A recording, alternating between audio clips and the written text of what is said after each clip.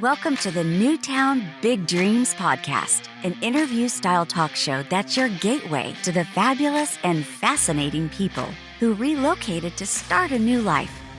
Whether you're new to our podcast or your city, our fellow neighbors from across Canada, North America, and the entire English-speaking world share their stories of reaching new horizons and big dreams. So sit back and relax as we navigate in-depth and intimate conversations with entrepreneurs, thought leaders, executives, creatives, and anyone who can share their story about their Newtown big dreams. And now, here's your host, Luke J. Menkes. So, Danielle, thank you for coming today. Thank you so much for having me. This is Good awesome. to meet you. And what's the dog's name? Emerson. Emerson, right. Okay, so we have Danielle and Emerson. Cute dog. What kind of dog? He's a Pomeranian Yorkie. He gets mistaken as an Ewok quite often. He does look like an Ewok. Do you bring him often? I do, yeah. He and I pretty much go everywhere together. Anytime we travel, he's with me. He's great ever since he was a baby. Made sure that he was comfortable on planes and trains and boats. And oh, fantastic. He's a great dog. That's great. Wonderful. If we hear him squawking in the background, I apologize in advance for any of the listeners. He's not too loud. We can hear him a little bit, but it's not bothersome. Perfect. So you came to Kelowna 9 years ago. Tell us the story of how you got here. I did, and I actually didn't plan on staying. I came up originally to go to UBC, had every intention of going back to the coast. I'm from Abbotsford originally, and finished my degree, got my major in marketing, and actually started getting to experience some of the city. Kind of in my fourth year, I was very sequestered up in Quail Ridge until then, and then actually started exploring and seeing all the great things that Kelowna has to offer, and there was no way I was going back. Cool. So I've stayed and loved it ever since, and would like this to be home base for the foreseeable future, definitely. Right. So where did you grow up? Where did you come from? In Abbotsford. So, okay. Yeah, my brother and I, we grew up on 10 acres there with my mom and my dad, and it was a wonderful place to grow up. Don't care for Abbotsford, the city, so much, but I love it here between all the outdoor activities and wine country, the amazing business community that we have. It's been a really wonderful place to spend the past 9 years. Yeah. And Abbotsford has changed a great deal, I'm sure. It has. And from a business standpoint, there's not the sense of community there that we have here in Kelowna. We focused our business a lot on Vancouver, which does have quite a vibrant business community, obviously, and a little more collaboration. It was easier to do things like collaborative shoots. Right. Aren't really a thing in Abbotsford. And actually they weren't really a thing here when I first moved, but it's been so beautiful to see the community come together the past few years, and you're seeing a lot more influencers, a lot more collaborative shoots and people supporting each other. And yeah, it's been a really nice change to see. So what is a collaborative shoot for those of us who haven't heard of it? Yeah, sorry, I'm using the term as if everybody would know. So for brands like ours, or clothing brands, photographers, models, often will come together and do a shoot at no cost to anybody. Right. So you'll have a photographer, you'll have models, maybe hair and makeup, the brand that you're working with. For us, obviously, it would be jewelry, but a lot of other fashion brands do it too. And it's meant to be fun. It's meant to benefit everybody, and everybody gets the photos after. You get the exposure. If you're posting them on social media, let's say you're tagging each other. So it's increased brand awareness at little or no monetary cost to everybody. Right. I used to read GQ magazine years ago, the print, and I think I know what you're talking about. So I would see a model, and there'd be watch by, shirt by, blazer by, and it would be all different companies coming together. Yeah. It's a great way to showcase products, especially for businesses starting out. You don't always have the budget for a huge photo shoot that you're getting, maybe like studio space and paid models. So collaborations are a great way to do it budget friendly, make really great contacts, make great friends. And there's been a huge increase within Kelowna, which has been wonderful. Mm-hmm. So when did you start your jewelry company? 3.5 years ago. Okay. We just celebrated our 3-year anniversary December 1st. My mom and I own it together. And the name Carolily actually comes from my mom's mom, Carol, and her grandma, Lily, both of which passed before I was born. So creating the company was kind of pay tribute to them in a way. Nice. And did you design jewelry or do anything with jewelry before starting this company? I didn't. Mom did. She's an artist in every sense of the word. She had a gallery back in Abbotsford. She made jewelry back in university. Anything you can think of, she's dabbled in. So she's actually our lead designer. You would not want me making the jewelry. It would not it would not turn out well. But no, I don't have any past experience in this. And like I said, I don't actually make any of the designs or make any of the pieces. That's Mom's side of the business. Yeah. And with my background in marketing, digital marketing specifically, I handle the business side of things. So we come together, we complete each other. Right. And don't step on each other's toes, which is great. We both have our strengths and we can come together and collaborate. Always go over the designs together and kind of our strategy for the overall vision for the brand, but then we can go off into our separate sides of the studio and do our thing. Right.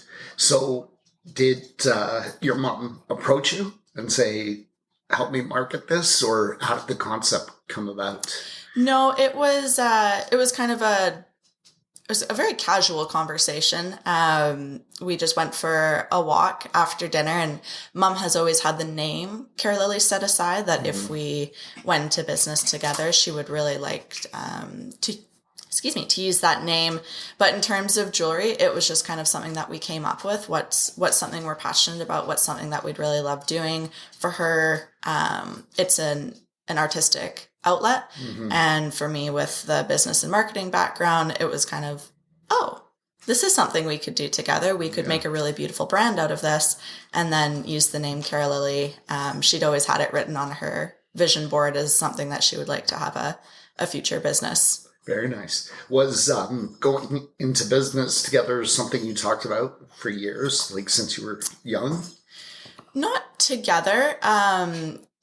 We're a family of entrepreneurs. My dad has always had his own company. Mom used to as well. And then we were very fortunate that she got to stay home with us when my brother and I were growing up. And she had companies, like event coordinating companies. And like I said, the gallery along the way. So my brother and I always grew up knowing that we too would own our own business. It started with me wanting to own a dog washing business when I was really young. And then that developed into wanting a law firm and a psychiatric practice. All things that would not have ultimately brought me joy. Not even the dog Maybe washing? the dog washing, perhaps. Emerson would have been an excellent mascot for that. But we'd never talked specifically. We tossed it around, and it wasn't until kind of in university that we really talked about it and what would this look like in practice, and is this feasible, and how would this work? Yeah. Does she produce all the pieces? She does. We do have some help. This past year, we've recently gotten into wholesale. So obviously our supply has increased. So we do have other designers that help Mom out, but she's ultimately the one who decides on all the designs. She makes the first pieces, and then essentially our team helps by replicating those designs. We do everything in small batches. That's something that's very important to us. We are not mass produced. We're not fast fashion. We're here to create beautiful handcrafted pieces. And so our lineup is on the smaller side on purpose. We won't create more than a couple dozen pieces of each piece. So not only do you know that, someone lovingly handcrafted this and locally, but you're not going to see 100 different women with the same necklace on. Right. Yeah. So you're doing wholesale now. Does that go across the country or Right now, locally? we have 7 different retail partners that we're working with right now throughout BC. And the plan was to start just in British Columbia. And He then likes that cat tree. I know, I was like, stop pawing at that. And then we're going to be expanding Canada-wide. So Calgary will be next, and then we'll make our way east, and Toronto will be that after. Going to keep it Canadian for as long as we can. Ultimately, shipping-wise, we certainly do North America-wide. But in terms of retail partners, it's really important to us to create a relationship with them, that we regularly visit them and we'll come by with bottles of bubbly, and we want to make any event that they're hosting, we always try to pop by. So it's easier and more feasible for us to have Canadian retail partners that we can show up and support in person. That makes sense. And tell us a little bit about how business gets started, because you've got the education. So one of the things I hear a lot of artists say is they have a hard time determining the price of something, because to them it's beautiful, but they enjoy making it so much they have a hard time saying, well, this is worth X. How do you figure out pricing, and how does it affect the sales? That's always a tricky thing. And a big part of it, and a big part of explaining the price to people, is through education. So our prices are reasonable. Our necklaces range average $150 to $450, our most expensive piece being around $700.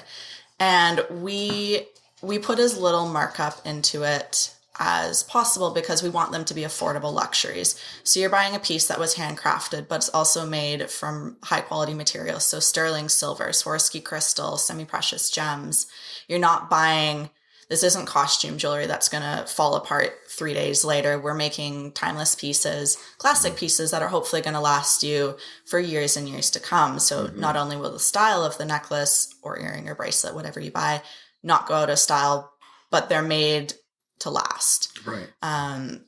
Which was important to us. So yeah, it comes down to the materials we're using. Definitely we have to take our time into account, but we price them as fairly as we can. So you're getting a quality piece at a reasonable price. Yeah. Is it the case with luxury items that sometimes the perception is that it's worth more just because it's priced more? Absolutely. It's all about branding. So if you look at Tiffany & Co., a great, somewhat embarrassing story. There's an engagement ring there that I saw when I was, 15, and fell in love with it. And so anytime I was in Vancouver, I'd go and try it on and just thought it was the most beautiful ring. And when I started looking at it, it was around $22,000, which is still a very expensive ring. And every time I'd go back, exact same ring, exact same carat, the price would go up a little more. And just kind of as a joke, I was there last fall and I went to try it on again. It's now $122,000. Wow. Exact same ring, exact same carat, but the brand of Tiffany has come such a long way that the prestige of it, people will pay that. But people aren't buying it. Is it the same ring or the exact same, like replica? Well, that line, so it's the Tiffany Legacy ring. I see. So the price point of So they have sold a few units. Oh, yeah. Right. Yeah, Tiffany's doing all right. So absolutely, the brand comes into it. The brand prestige weighs into it. And, people say XYZ is worth whatever someone will pay for it. So to a point, yes, but at the same time, we're not looking to price things more than we would pay for it ourselves. Right. We try to keep things, like I said, affordable luxury is the phrase we always use. We want people to be able to afford these pieces. It can be a treat to yourself, but you can also have a number of pieces of Carolily because they're still reasonably priced. Yeah, that makes sense. And how does it work with the design? So your mom is a great artist. Do you ever have a situation where you say to your mom, It's flying off the shelves. We need to make more, or the market's just not responding to this one. We need to change it. Definitely. And it's interesting. Some designs that Mom and I love and we wear daily don't sell. And that's just the way it goes. And we actually had this conversation a few months ago. Some of our retail partners were asking specifically for much longer necklaces and at a lower price point. Mm-hmm. So while that's not on brand for Carolily, we decided that we were going to create a new company to service that. So we're actually going to be launching that company, which is named Wendy Sue, after my grandma, who is on my dad's side and still very much alive. We're going to be launching that August 1st. So this will be available both for retail and for wholesale. So everybody can purchase it, not just our retail partners. But we're going to be looking at a lower price point. So necklaces will be between $65 and $150. A lot of longer pieces, looking at an older demographic, kind of the upper end of our Carolily target market, the 45 plus, but it will be a little more attainable for people who like to have a number of necklaces in their closet, and they can mix and match and layer, and the price point will allow them to do that. Still quality materials, but we'll be working a lot with stainless steel instead of sterling, so it doesn't tarnish, which will be great. And still really beautiful pieces, just different. Right. So we'll have our Carolily brand, and then we'll have our Wendy Sue brand, both inspired by quality, small batches, all handmade, just two different styles for either two different styles that you wear. I know I wear different things all the time, or two different people. And right. Yeah, so that'll be launching August 1st. Cool. Is it the same set of distributors that you'll be using, or is it a different? We will likely be using some of the same retail partners. We've kind of soft launched with them during the past month and have been trying out the designs before we have our actual launch on the 1st. But this will open the door for a lot of other different retail partners as well, who Carolily wasn't necessarily right for, but Wendy Sue is perfect for. Right. Could you tell us some of your retail partners locally so that people can check it out? Yeah, so we have Morgaine, which is underneath the Madison on the corner of Doyle and Ellis. Okay. They're a beautiful boutique. I think half of my wardrobe is from there, but they carry our Carolily line. And then Breezeway Boutique, which is just over in Goochigan Village. Also, right over here. Yeah. Fabulous Women's Boutique. She carries both our Carolily and our Wendy Sue line. And all of our other retailers are down on the coast and in Vancouver. But we do have Cento Wear, another women's boutique in Vernon, if you don't mind making the drive. And they carry primarily our Wendy Sue line, but a few Carolily pieces as well. Nice.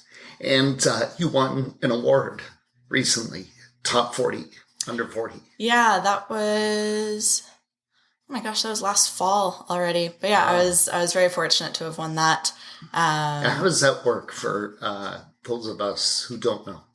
Yeah, so you get nominated anonymously. Don't know who nominated me, so thank you, whoever that was.